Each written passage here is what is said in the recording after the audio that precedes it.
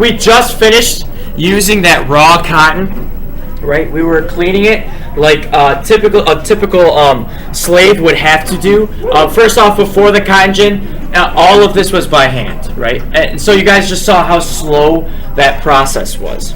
And when the cotton gin finally does come around, that does speed things up. But like I said, we still had slaves, working quality control to make sure every piece of it was going through.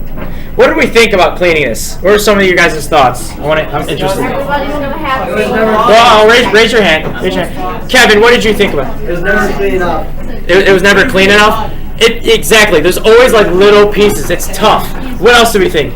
It was fun. Maybe it's fun for you guys because you didn't have like the pressure of possible punishment after, right? You didn't have a slave owner giving you all, looking over your shoulder, threatening you. You just have me. I'm not that threatening. Right? One second. If we're gonna be perfectly honest, 1 second, guys.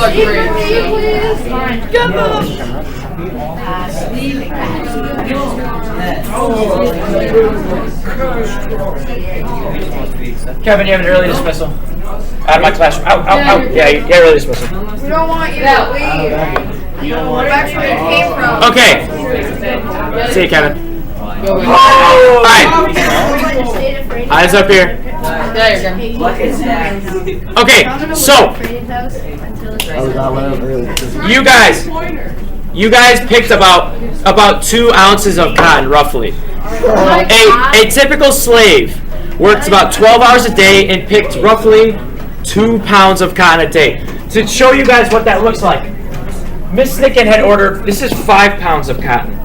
Right here, so up to the top is full box. So you'd be cleaning about half of this box a day. But that would be 2 times 2 before.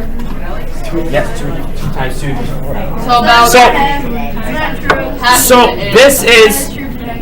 this is the typical workday of a slave. Half of that box of picking out all those little seeds, the debris. Did anyone have the little husks, that hard shell that was in there? Yeah, like about half. So the thing about those are easy to pick out, right? The thing that was difficult about that is when you're actually picking them off the plant, they could scrape your hands. I mean, you're doing it 12 hours a day, right? So you have this coarse shell rubbing against your fingers and your hands, and it was you had a lot of hand bleeding and things like that for many of the slaves.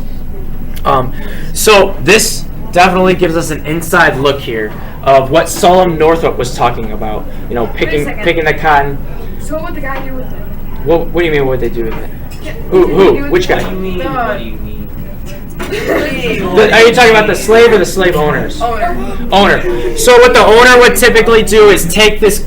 I mean, this isn't clean cotton because you guys are a little lazy. But what he would do is he would take the clean cotton and sell it to any store or manufacturer. Remember we talked about the textile factories? This would go to a textile factory to be made into a shirt. Would slaves be running that too? So, no, slaves were not, because the textile factories were in the north, and there was not slavery. Michael. Can that make a sock? A sock? Yes, this can make a sock.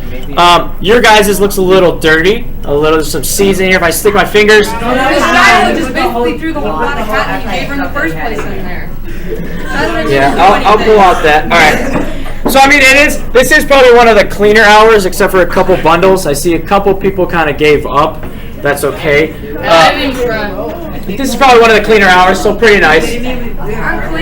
But even the ones that look pretty nice, I still see some flecks of brown. So some of you guys might be punished. I don't know. Well, Can I be with? No.